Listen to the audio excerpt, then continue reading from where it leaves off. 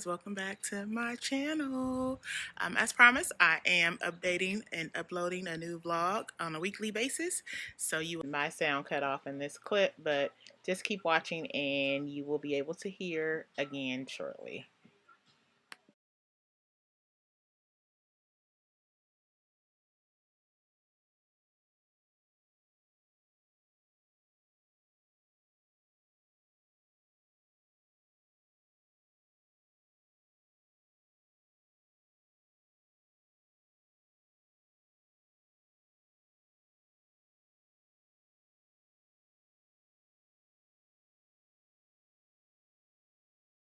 Hey y'all, welcome to Speak on It Sunday. I am Emma Peterson, the founder of Peterson Advocacy and Consulting for Education, otherwise known as PACE. I'm really excited to be here. I hope y'all had a good week. I know it was one that was pretty long for me, but I hope the rest of y'all got through a good week. I'm so happy to have you here. I'm really excited. We are going to talk a little bit today about general education and what that looks like when supporting special education students. And I have a guest of mine coming in and I'm really excited. So we're going to go ahead, pin this, and then get her in. And I am really excited, y'all. I have to tell y'all Miss Shamika Pratt is coming, and I have to give y'all some information and let y'all know she is also my cousin, and I am very excited about that as well. So I'm just gonna pin us right quick and then we are gonna get started. So as I said, hope y'all had a good week on this good Sunday, y'all. The sun is shining out here, but please still stay safe. All right, y'all. Let me get her tapped in just a second. Hey y'all, hey, welcome. I see my family in here, see my brother in here, my sister in here. Hey, look at us, Hello. technology. Well, Yes. welcome everybody. Miss Shamika Pratt, I'm so happy to have you on. School is in the 510 coming to Yes. us, so welcome.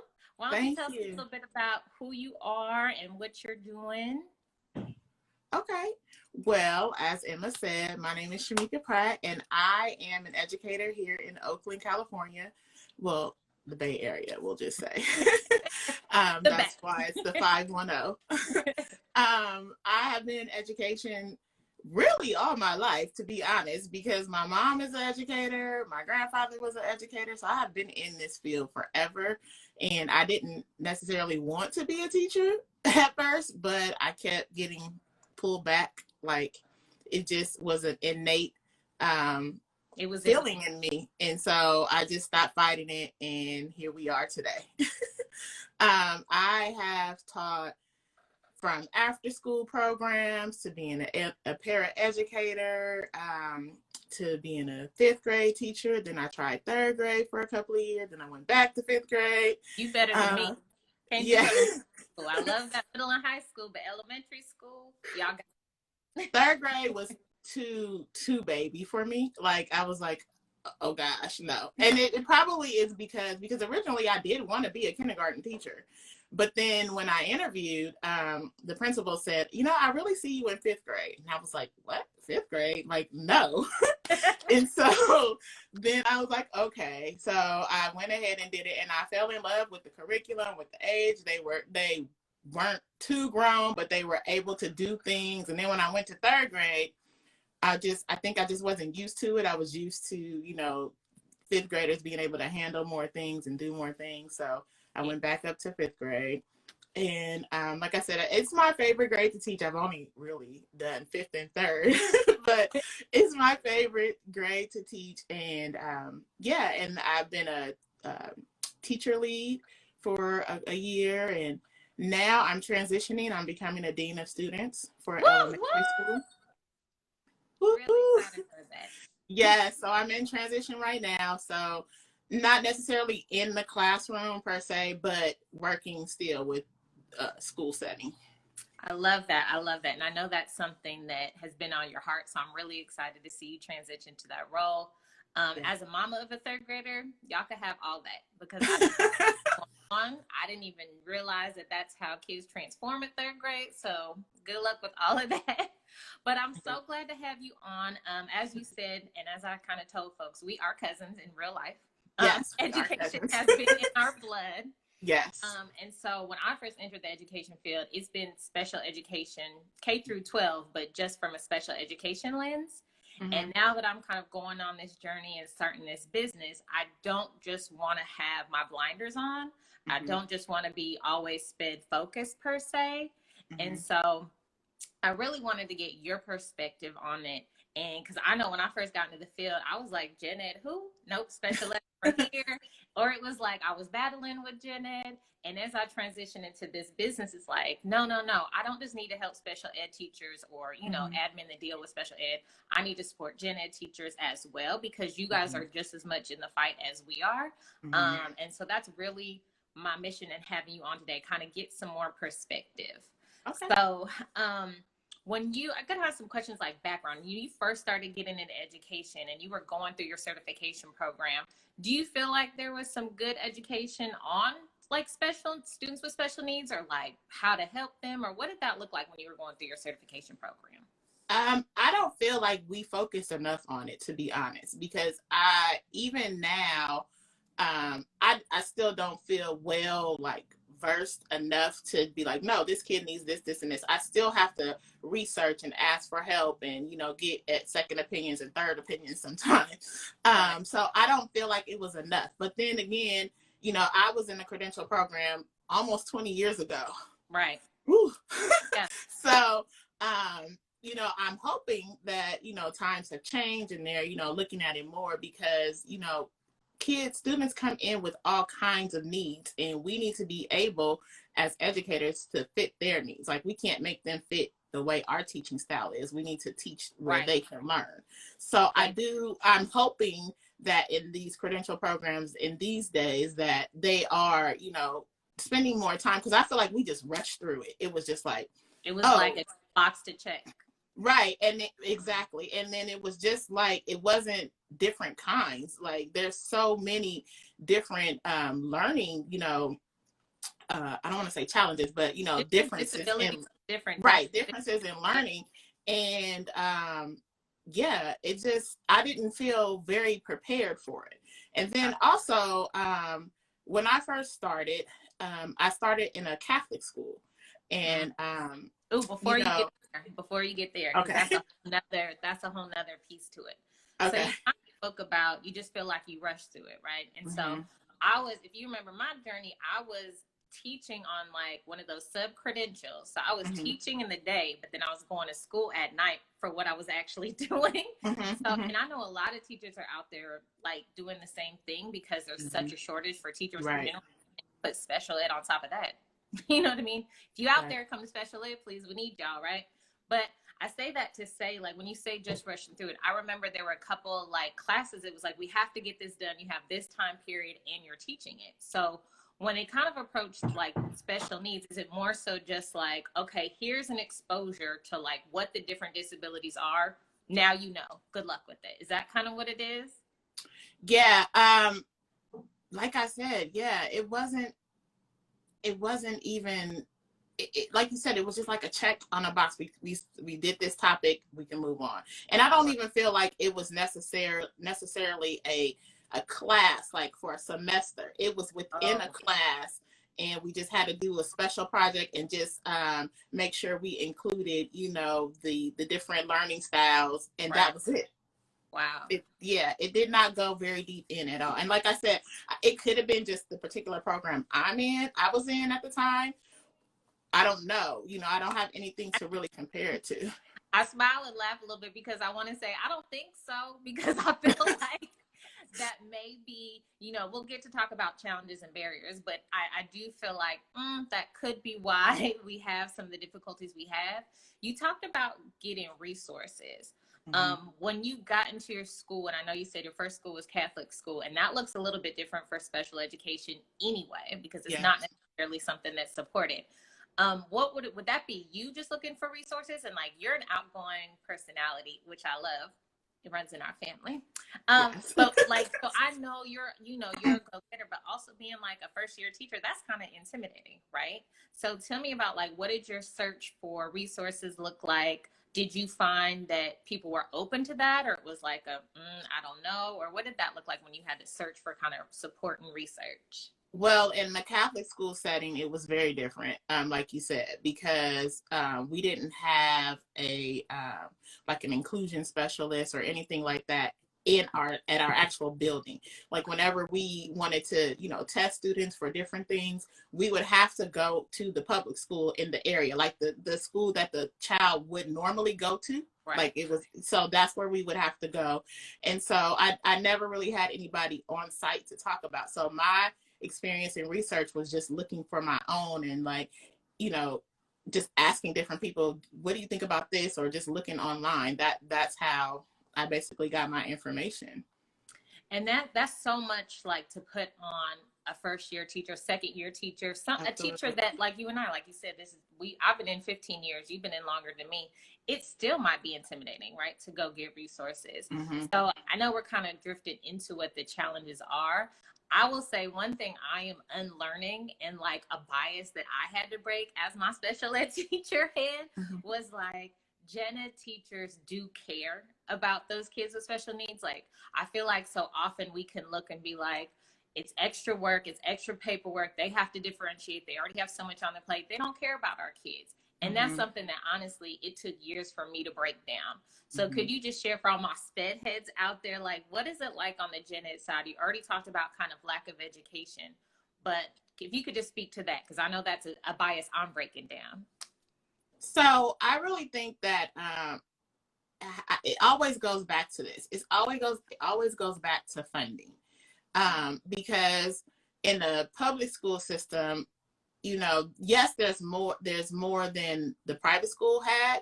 There's more resources, but they have so many on their caseload. The wait for it. I could request something in August, and it might not even get looked at until April or May. So we've gone the whole school year with me trying to figure out, like, let's try this, or me constantly, have we gotten closer yet? Like, what can we do next? And even today, I'm still facing that. I hate that it always goes back to funding, and it makes me so upset when every year, it's like, oh, we have to cut this. It's like, what else are we going to cut? There's nothing left. Right.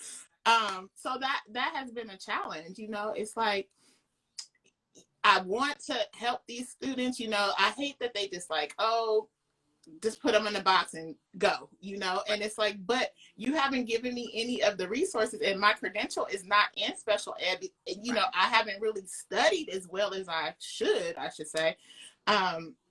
So it's a challenge. It really is. When it comes to, and you kind of touched on it, like just not having the resources support. When it comes to, my mind goes straight to like collaboration, right?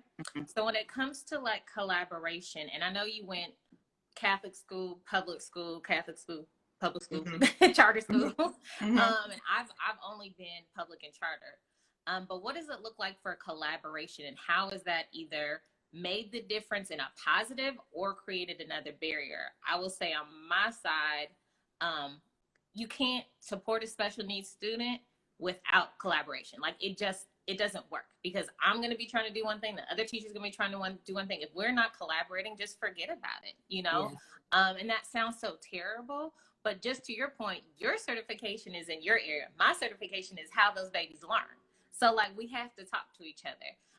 But I've also been in a place where it's so hard to collaborate that I was like, I'm cool. I'm just gonna go help my kids. You go do you.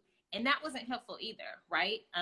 That's how it's been though. And right. And that's how it's been, and that's how it is currently, like even this year. So I am in the position of transition right now, but I have several students that have IEPs or 504s, all of those. And in this setting of distance learning, it was, first of all, a challenge for me to even get a copy of their IEP in their 504. So, I'm picking up on things just with my own teacher intuition, like, And so I'm having to, instead of, the department saying, here, this is, a foul, their learning abilities or, styles or whatever, I had to just observe and get to know. And I'm like, something is askew, like, so then I had to start the conversation. It happens all the time, not just in this setting, but because we're in this virtual setting, it took a little longer for me to get paperwork, and figure out what the actual need is. And then some of it too was a language barrier because these particular students the English wasn't their first language. So then I had to, when I wanted to talk to the parents, I would have to try to find a translator.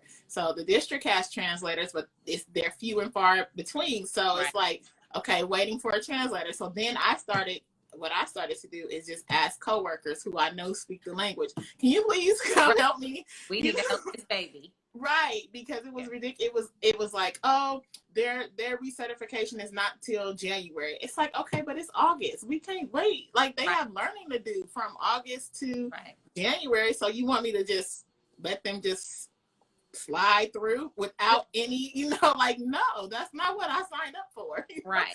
I want to teach these babies. So speaking on a language barrier, something that popped in my head was not only like, do you have the IEP? But the IEP and us educators, we speak in acronyms all day long, right? That's our life. Yes. So have you ever found that like when you're getting paperwork or like you're talking to a sped teacher or admin or something like that for support, it's kind of like you get the information, but it's not necessarily information you could take right away and implement because you're still like, I'm still confused. Has that ever happened? Oh, yeah, definitely. Okay. And I'm like, okay, can we break this down? I need some help. Right. I see what it says and I read it, but I still don't know. And again, it's because I haven't had the formal training, so it's like these words and these acronyms, like you say, I'm like, what? I don't know what this means. So yes, even then when I get the paperwork, I still, sometimes need, hey, can you help me read this? So yeah. And knowing your personality, like you're very outgoing, like I said, and you'll ask for that. Do you think that there are a lot of gen ed teachers who may like have the paperwork and it's not that they don't want to support, but they don't know how and don't feel comfortable asking? Absolutely. It's a feeling of overwhelm, like, because we already have so many things on our plate, and not that this is just a burden per se, but because it's unfamiliar, it's like, I'm going to just do what's comfortable for me.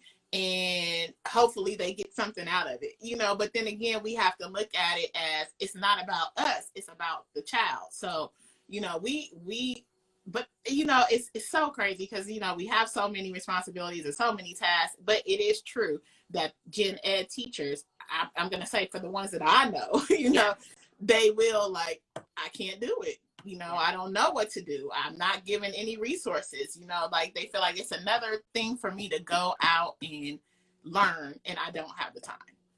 I get it. And see, that's what I feel like I picked up on. It was just like, oh, that means you don't like my baby. And I don't really should. It took to like probably year 7, 8, 9. And even as I transitioned to this role, it's like, okay, that it's not that they don't want, it's not that, we're not here for kids. I truly believe if you're a teacher, you're coming in the world to support babies because we ain't here for the pay, right?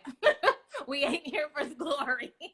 Right. It's because we care about these kids. So that I appreciate you sharing that because it's definitely something to be more conscious about, like when you're working with teachers, new and old, because you could be in general ed for 20 years and nobody ever sat you down to talk about it, right?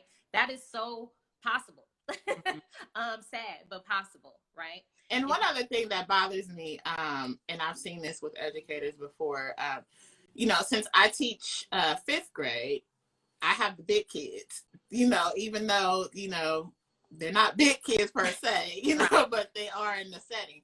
And so when I get them, I'm the teacher that most likely is like, wait a minute, how did we get here? And you guys have done nothing.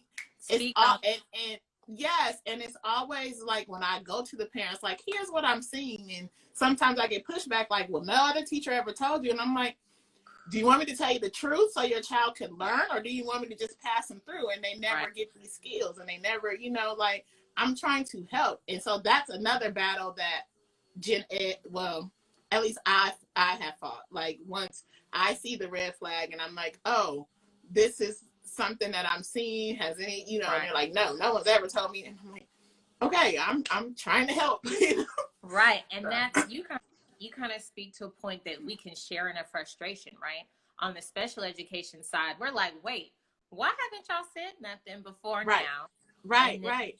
thinking of structures and systems, like what at school are we doing wrong that kids can get all the way to fifth grade without somebody saying there's a problem, right? Because Like, I feel like they don't want to deal with it because of the time. You know, it's like another thing that they have to do, and we're so swamped with so many other things. Like this is just one more thing, and if it hasn't been addressed now, the next teacher can do it, and then it comes to the next teacher can do it, and the next and by the time they get to my grade, I'm like, hold up, next year is going to be a little tough because they're going to be in a new school. They're going to be with several teachers. They're not going to be with the same teacher all day. They're going to be moving around. We have to think of something and get something together for these kids. But again, like because of the caseloads are so heavy, like I said, I can start requesting things in August, September, but it's not even looked at until like, yeah, you know, almost the end yeah, of the school year. And then it's like, well, I hope that it continues when they go into the next school year, but you yeah. know, I don't really know. And I think that's such that article that just came out about Baltimore, you know, that student going all the way to his high school career and being like in the top 50% of his class, but have failed most classes his entire year. And people just saying, nobody told me, nobody just talked about it. Like as a school community, me in this in a special education role has to be talking to these gen ed folks. And gen ed folks, like I feel like y'all should know sped doors are always open. We love to talk about our babies, or we love to talk about the kids that need help. But to your point, it's a process, right? If we really want to help these kids, there are things that have to be put in place. You can't just jump and say, this kid can't read. Oh, special ed, come here. And sometimes I know from our perspective, it's like, oh, you just want me to come in and fix it, but y'all haven't put in any work. Does that make sense? Yeah. And so I really appreciate your perspective on that because, like I said, I'm doing the work to dispel my myths about gen ed teachers and how they feel about my babies, because that's a passion. And I think all of us are passionate about our kids. And in my special ed lens, it's like I am fighting for the kid that nobody else is fighting for, right? I'm fighting for the family nobody else is fighting for. I am fighting for, you know, this student when they go, to your point, forget middle school, when they're leaving high school, what's out there for them, right? We gotta ensure these kids have what they need because they're going like the real world, y'all. What supports are we giving them? Right. And then it's like when they enter the real world, like you said, what is out there for them? What supports are out there? How are they going to deal with, you know, like they're not going to necessarily have someone who can speak up for them and say like, you know, this is, you know, such and such and such. And then they can spiral and just go into all these other areas that could have been prevented if we took the time and found out what they needed to learn. Right. So we talked about some barriers. One, just lack of general education, not general education, but education in terms of like what you are taught as a general education teacher, right? And I would assume as you get higher in the grades, when you are solely getting just a math certification, just an ELA certification, that exposure might dwindle, right?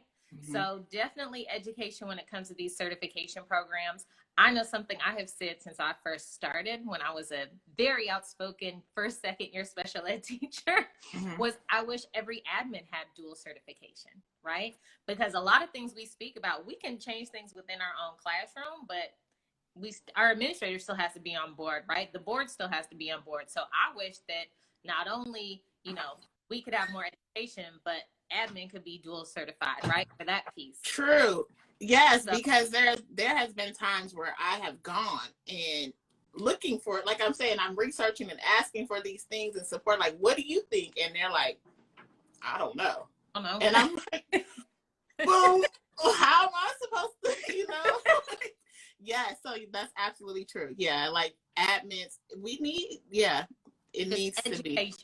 Education. All forms of it, yeah. Right. Collaboration, I think it gets talked about a lot when you're talking about co-teaching, right? If you're in a co-teaching setting, you have to collaborate. But what is that collaboration, or do you feel like there was ever time carved out for collaboration when it's just like, hey, I am a fifth grade gen ed teacher. I just think this kid has some challenges that I think there might be something else going on.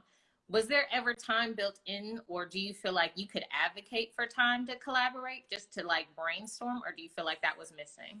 So, in terms of collaboration, like in my experience, I would have loved to have, just ongoing collaboration, even if I didn't have a student with special needs or any kind of needs in my class that particular year, I could have one the next year. And it would have been helpful for me to have those tools in my, tool belt, Right. so I know what to do instead of when I get to the moment and it's like I'm rushing trying to figure things out. So that's one thing that's frustrating in terms of collaboration, at least in my experience. But I will say, like in the last couple of years, the person in the role in our school and the inclusion role in our school, we collaborate well together. But again, it's because I have students that fall into her program in my class. So it's like, if I didn't, Would that we be wouldn't there? be talking. But I think the conversation needs to continue whether you have them or not, because you're eventually gonna run into it and you need to know what to do instead of rushing and scrambling. So that's one thing that's kind of frustrating in terms of collaboration. I feel like if you don't have any in your class, it's not talked about. Got it. That's really helpful to know, because again, like I said, as I dispel this myth, I'm like, you got to support these babies. So I appreciate that collaboration piece. That's key. So education, collaboration. Let's talk for a second about training. Like, for those of us been in the game, I can't even tell you how many PDs I've been to. Like, I really can't. Some have been great. Some have been great. Yeah. I've also been like, this could have been an email. Yes, right? absolutely. Or some of this was like, didn't we do this last year? The same exact PowerPoint. Yeah. Can we get more creative, right? So, and that's not to knock anybody on here that, does PD for a living. I do PD. I love it. But what do you think, like, if we were talking to our new gen ed teachers or our teachers who've never worked with students with disabilities, what do you think PD training wise would be the most helpful? Do you think it's like exposure? Do you think it's ongoing check-ins? Do you think it's a combination? Do you think it's a resource guide? Like, talk to me a little bit about what training, like real life, because we know y'all work way past your hours. Like, what real life things could be helpful for gen ed?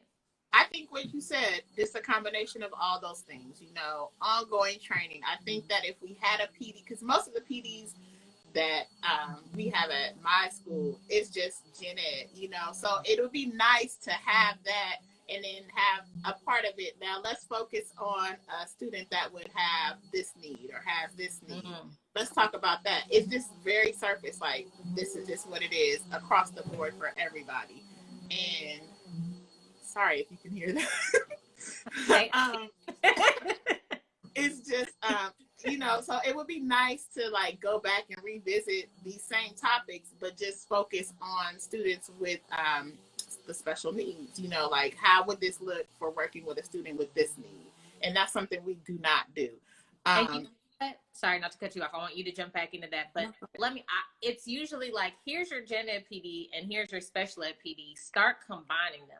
Exactly. That's what I'm saying. Exactly. Yeah. Like, we need that, because that will, help train the teachers and, help them be more prepared for when they do meet these students with these needs, instead of just, oh, you have this student, like 3 days before school starts. Oh, you have this student and they have this, and this. And it's like, okay, now I got 3 days to kind of figure out what to do instead of just, having this ongoing training. Okay, I learned about this and this is what we do in gen ed and this is how I can, adjust it for this child, Yeah. So. Yeah, that makes sense. And also, I think one thing we haven't talked about, well, we have a little bit, is, and this is something I've been guilty of, y'all. I'm being vulnerable, being honest. It's very fractured, right? It's very divided. And so even when we enter the PD realm, if okay, you've had your time for your gen ed. Oh, now you have your time for your special ed. Or all special ed teachers, you go to your training. All gen ed teachers, you go. Right. Absolutely. Yeah. There is a time for that, right? Let's be honest, because we all have our expertise in our craft. Right. However, if we are going to truly, and it's not just one school, right? We've both been at several schools. I'm now 3,000 miles away and I'm still encountering the same thing, you know? So it's not even just local areas.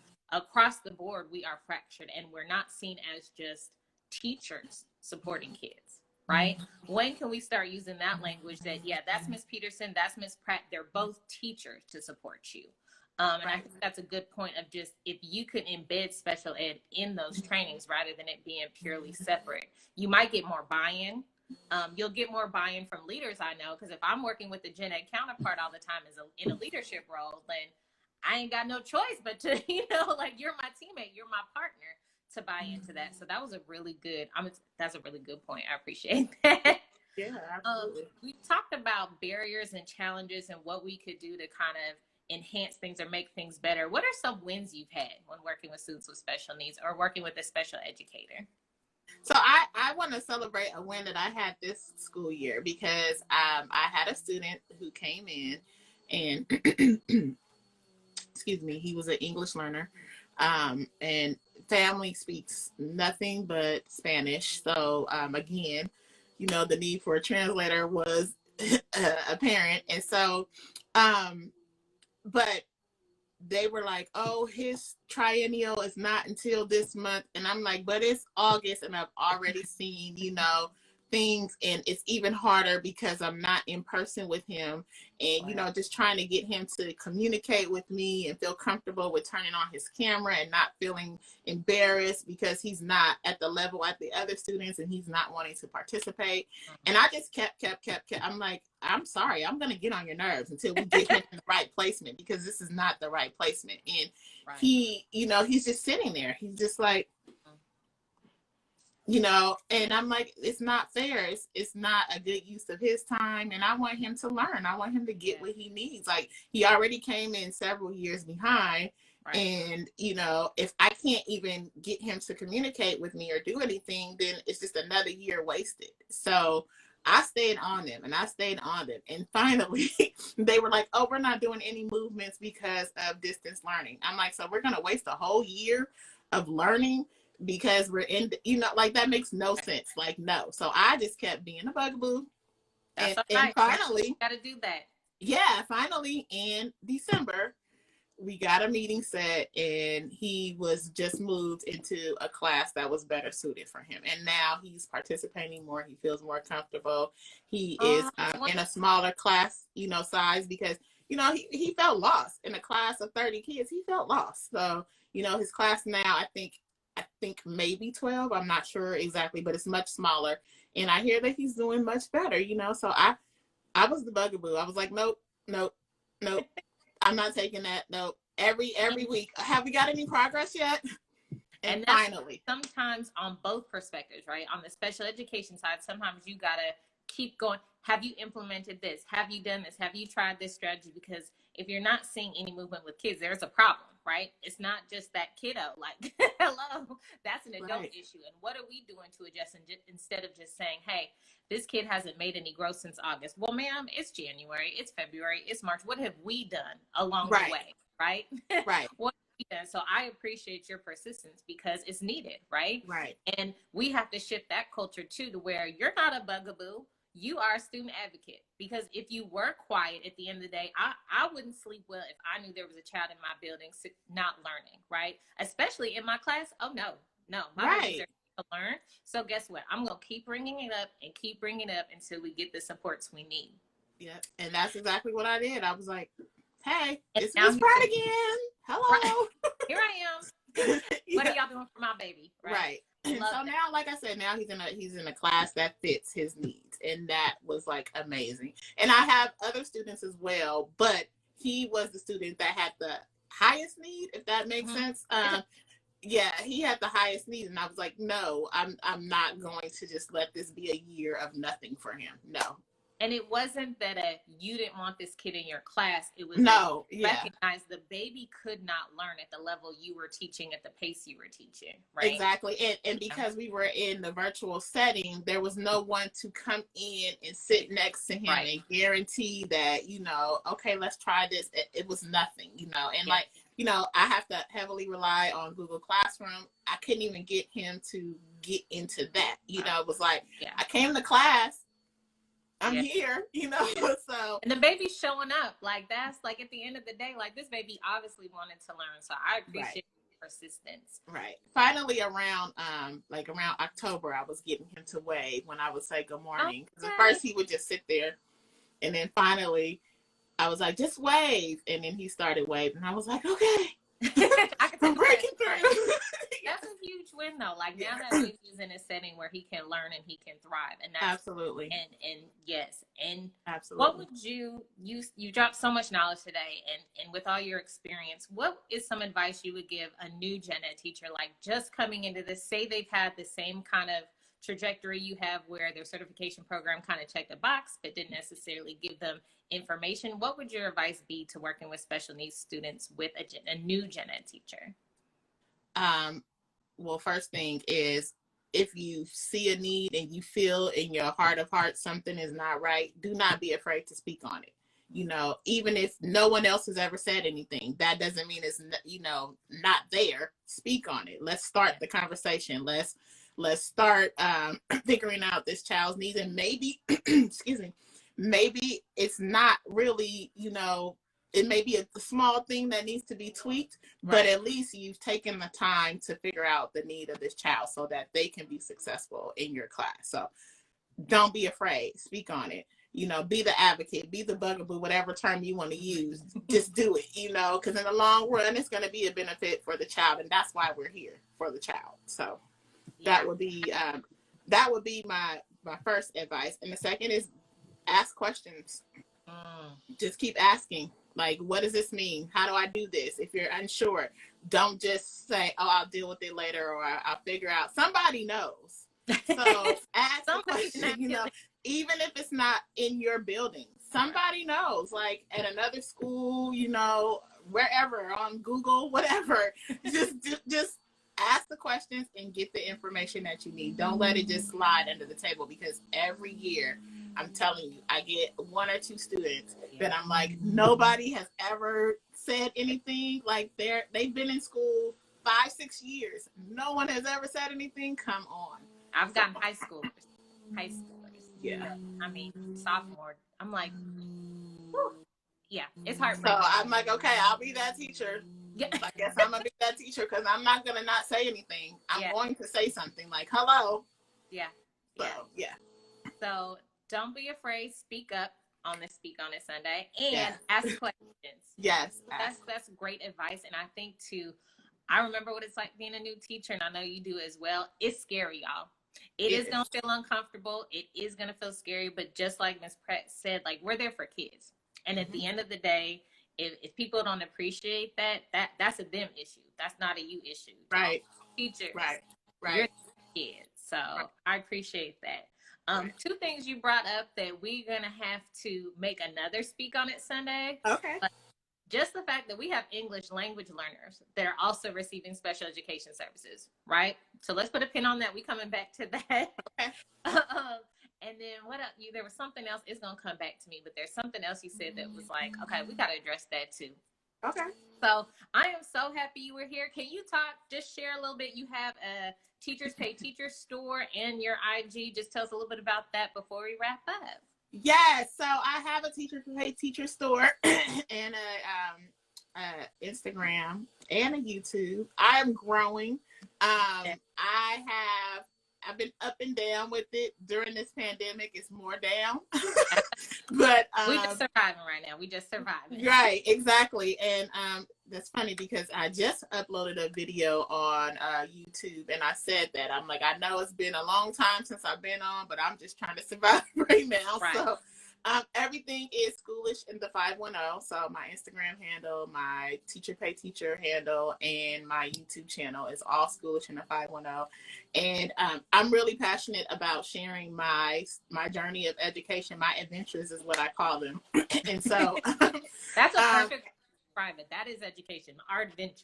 Right. And that's exactly like if you go to my YouTube channel, it'll say adventure 1, adventure 2, another adventure. So there'll be more adventures coming. I'm finally at a place where I'm like, okay, no, I really need to share the things that I see and, share my perspective. So please start looking out for it. Please subscribe. Please like. Please get it out there.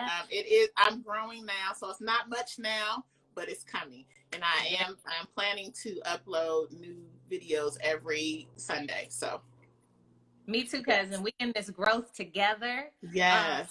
I appreciate you coming on. It's good to see you, like as family. It's good. I know. But I really do, just in speaking, growing my own business, I really do want to make sure that I have to walk the walk too, right? So if I want to be all inclusive and preach that, I have to do that. So thank you for helping me break down some of my myths about general education, and also what can I do in my business to help those general education teachers that isn't adding one more thing, but is actually a useful tool for them. And I will, just like you will, continue to urge people to use your voice. Perfect kind of segue to speak on it. Yes, absolutely. Please. So again, thank you for being here. Thank you for answering my questions. I love you. I love you too.